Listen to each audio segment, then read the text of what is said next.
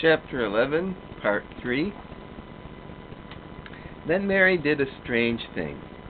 She leaned forward and asked him a question she had never dreamed of asking anyone before.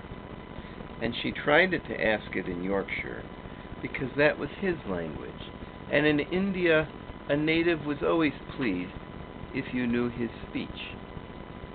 "Does thou like me?" she said. He said heartily, "That I does. I likes thee wonderful, and so does the robin, I do believe." "That's two then," said Mary. "That's two for me." And then they began to work harder than ever and more joyfully. Mary was startled and sorry when she heard the big clock in the courtyard strike the hour of her midday dinner. "I shall have to go," she said mournfully. "And you will have to go too, won't you?" Dickon grinned. "My dinner's easy to carry about with me," he said. "Mother always lets me put a bit of something in my pocket." He picked up his coat from the grass and brought out of a pocket a lumpy little bundle tied up in a quite clean, coarse blue and white handkerchief. It held two thick pieces of bread with a slice of something laid between them. "It's often as naught but bread," he said, "but I've got a fine slice of fat bacon with it today." Mary thought it looked a queer dinner, but he seemed ready to enjoy it. "Run on and get thy victuals," he said. "I'll be done with mine first.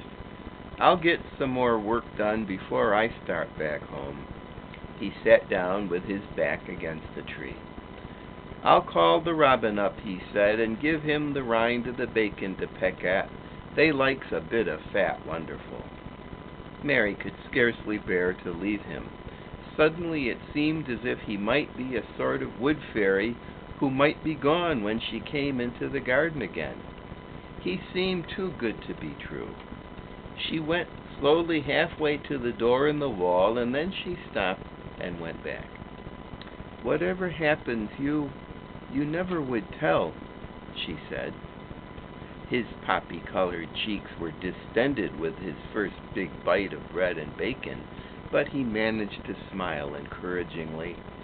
"If thou was a missel thrush and showed me where thy nest was, does thou think I'd tell anyone?"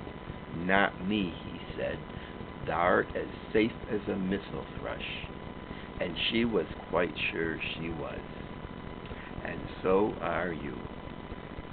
I hope you're as delightedly happy as I am to read to you.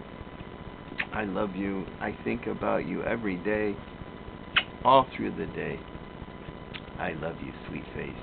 You're a wonderful little girl, Nora. And the mommy and daddy you have are wonderful mommy and daddy people.